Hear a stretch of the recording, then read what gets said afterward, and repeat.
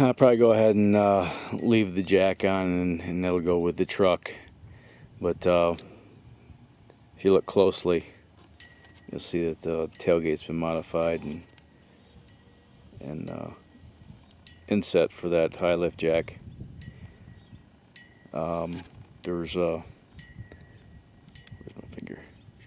There's a wing nut that a standoff that's welded to the tailgate here with a wing nut, and one here with a wing nut, and in the center there's a locking latch so that you can secure the jack with a padlock,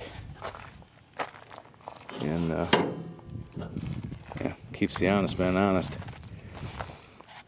Custom bumper, that's I believe that's 3/16 steel. Yeah, it's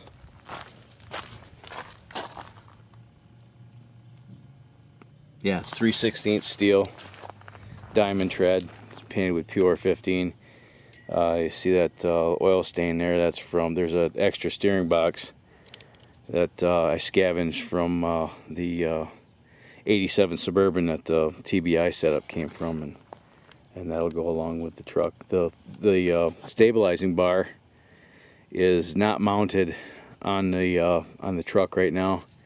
I got a couple of spacers that correct the geometry for that stabilizing bar.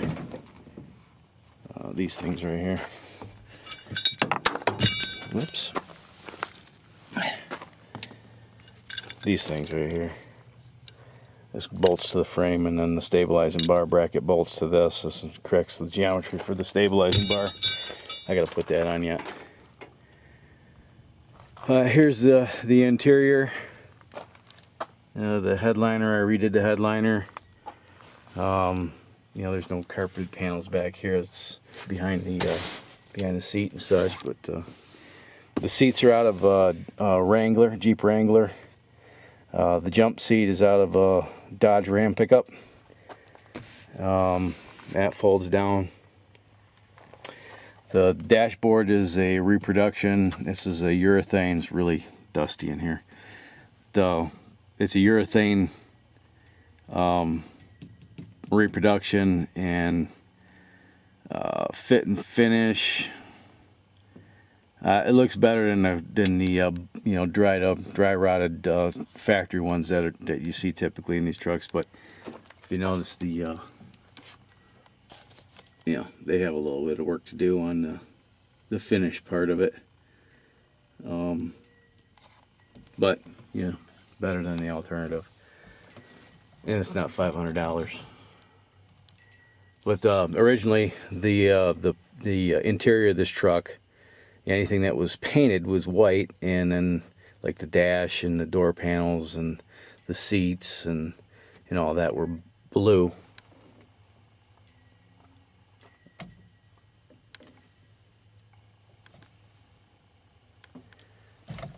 So I painted the door panels and stuff with vinyl paint.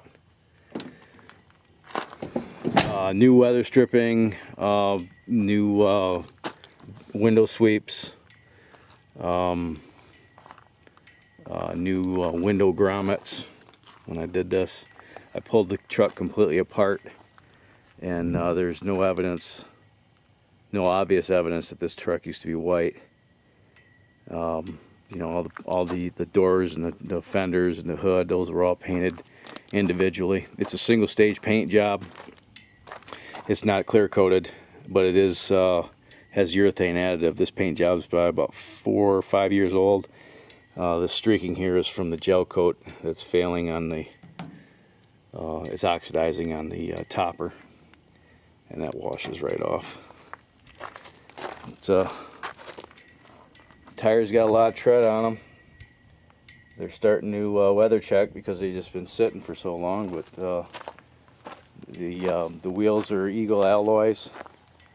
I got rid of the automatic hubs and put locking hubs on there. Well, let's pop the hood. The battery is I think it was dated. I don't know what it was dated. Oh, 4 2012. The air conditioning system, everything's here. This is the air compressor. I hate these things. They suck. They sucked when they were pumping R12, and they suck even worse when you convert them to R134A. This thing sounds like it's crushing gravel, and it takes about half the horsepower that the engine produces to drive this compressor. That's always been the issue with these. The better thing to do is to take this pump off, replace it with a stand-in, and that's what I would have done if I would have continued to drive this, but I just don't drive it anymore, so I haven't done it. But the receiver driver is new. I flushed this entire system. I recharged it last year, and it worked, but it didn't work very well, and like I said, it sounded like it was crushing rocks. But it's all here. It's a factory TBI out of an '87 Suburban. The engine, the long block itself is a remanufactured engine. I didn't use the engine that was in the '87 Suburban. I just used the entire, the induction system, the intake manifold, anything that bolted to the engine came off that '87. And I think these things are rated at 240 horse at the crank. There's enough power in this engine and with this drivetrain to, get the tire to break loose. But it's an open differential in the back on this one now. The grill's all intact. I modified the grill a little bit to my specifications, so it's a little bit unique. You probably won't see another one exactly like it. Not that that's a big deal, but these units, the overflow reservoir and the windshield washer reservoir are reproductions.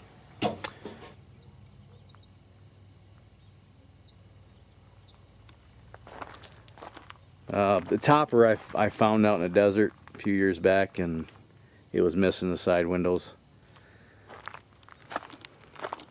Just never got around to painting it.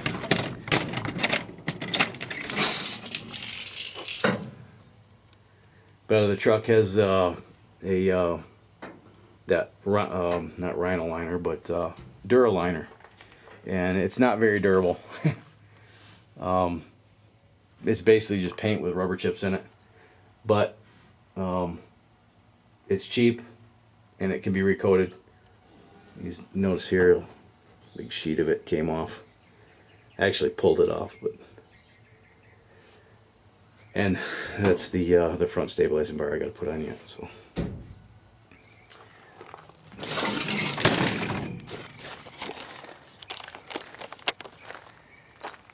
So that's a walk around. I would have got this up sooner, but I ran out of daylight yesterday. But like I said, it needs to be driven, and I'm just not driving it. So I'm tired of looking at it.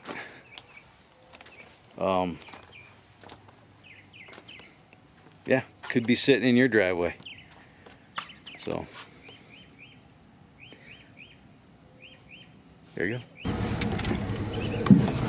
Okay, so of course, typical with these 81 through 80, actually 73 through 87 body style trucks, the window regulators are really slow. I don't know why, they just are. Maybe you're better at fixing that stuff than I am, and for some reason, I don't know why, but I can never track down why the electric door locks don't work. Why they put electric door locks in a standard cab pickup truck is beyond me. But I could never get them to work. There's power to the switches, but I think there's power to the switches. I spent the better part of a day trying to track down that electric gremlin, and I could never find it. I figure you don't need door locks. But I rebuilt the transmission. I put just about every conceivable upgrade, with the exception of billet servos, in this thing. It's got a Corvette servo, a factory Corvette servo. It's got the long pin for the 2.4 band, Kevlar band. You know, the fancy steels and clutches. It got extra clutch pack, blah blah blah. It's got it doesn't have like a, you know, high stall converter. It's not practical. Actually, in retrospect, I probably wouldn't have done all that stuff with the Corvette servo and all that stuff, because it holds first gear a lot longer than I would like it, and it's a pretty harsh first second shift. Not harsh enough to make the tires chirp, but you'll see here in a minute.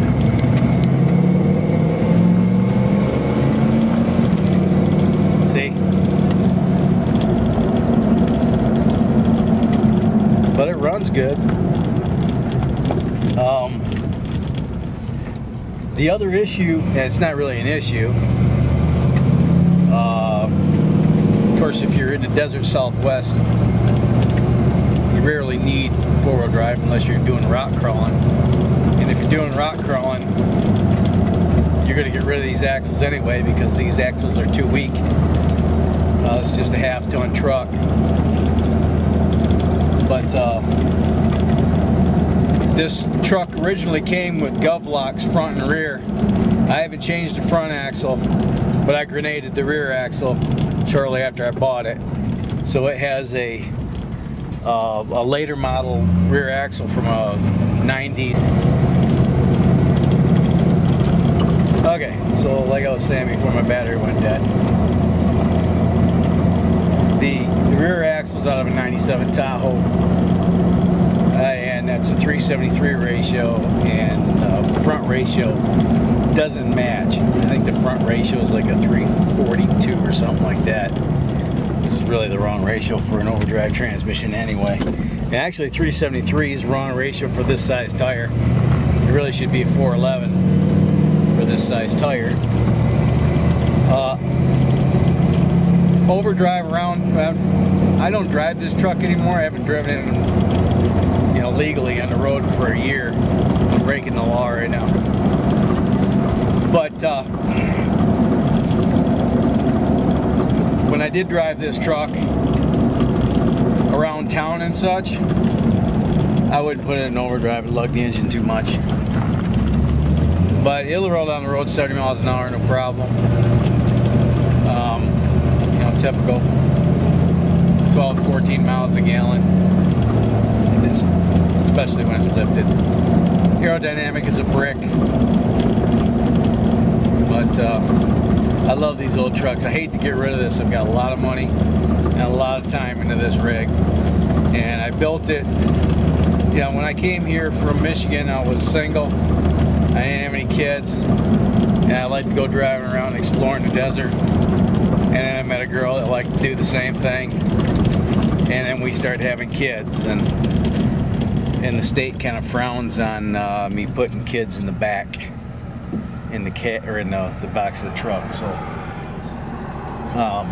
yeah, so that's why we don't use it. I got a Suburban that we use that for, and I feel bad about wrecking the Suburban because it's all beat up anyway. But the real reason I'm getting rid of this is because it doesn't have cup holders. No, not really. But yeah, it's a nice little truck. It needs to be driven. You know, having this thing just sitting in a driveway baking in the sun, it ain't good for the rubber, it ain't good for the paint. And you know, I've replaced the water pump on this truck twice since I put this engine in here, just because the seals dried out and started leaking. And that probably wouldn't happen if it was being used. Last week I pulled the truck into the driveway to jump start my car, and started pissing gas all over the ground. The rubber line coming out of the gas tank. That little short rubber line that attaches the gas pickup to the fuel line broke, split right down the middle. You can't leave stuff sitting around like you used to anymore, man. It's unfortunate, but hey, these things need to be driven. But $4,300 I think is a fair price. If you think I'm wrong, maybe an offer. The worst I can say is no. But if I can't get somewhere in the ballpark, then I'm taking this drivetrain and I'm putting it in that dually, or at least the engine. That's a nice little motor. Runs good. Decent oil pressure. So let me get a shot of it coming up the road. I'll put this camera on the tripod and get a shot of it coming up the road. I've never seen this thing in motion, so this would be new for both of us. Right back.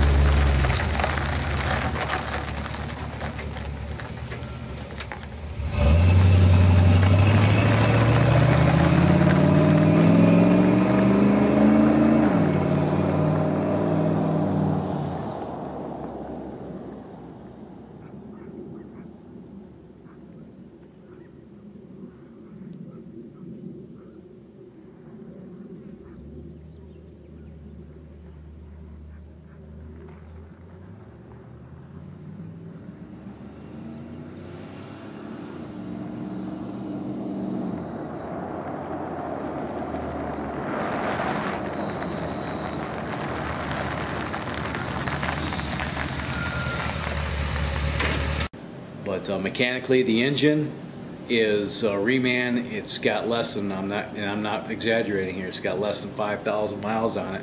Since I did that, I put that engine in 4 years ago, and I rebuilt the transmission right before I put that engine in it. And that's how much I've driven it in the last 4 years.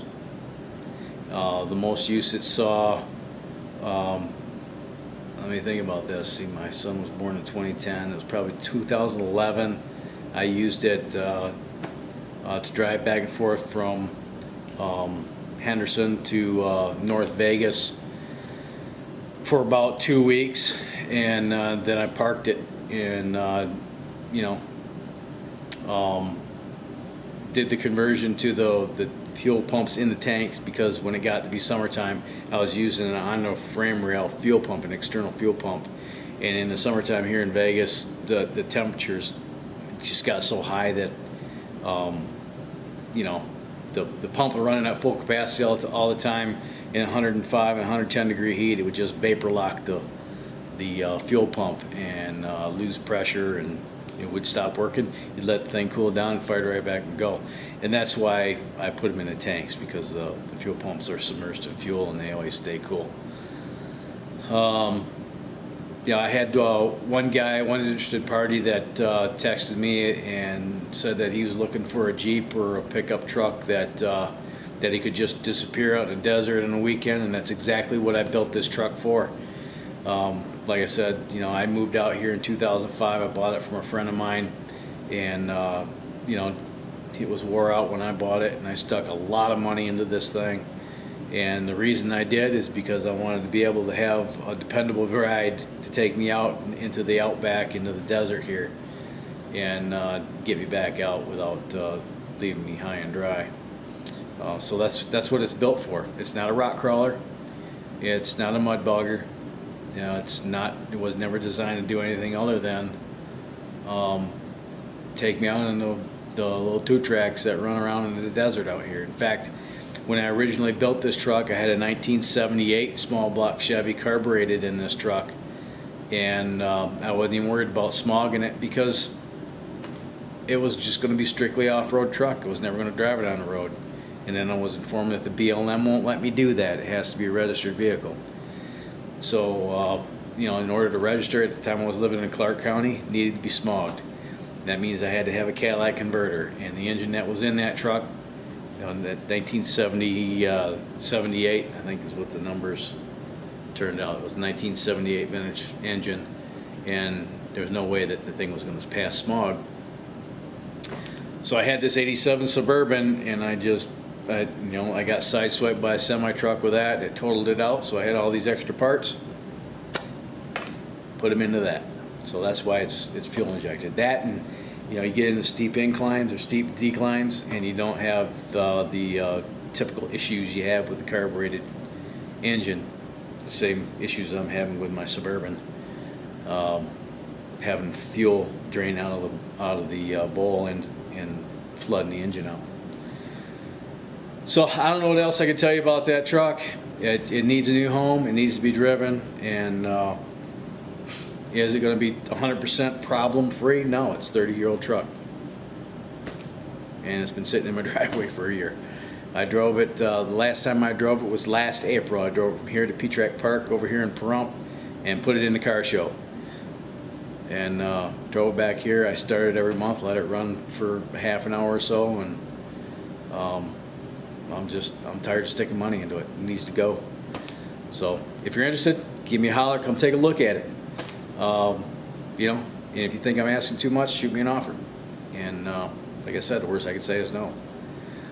But that's it. That's all I got. Thanks for watching. Thanks for showing interest in the truck. And hopefully we can do business. All right. See you later. Bye.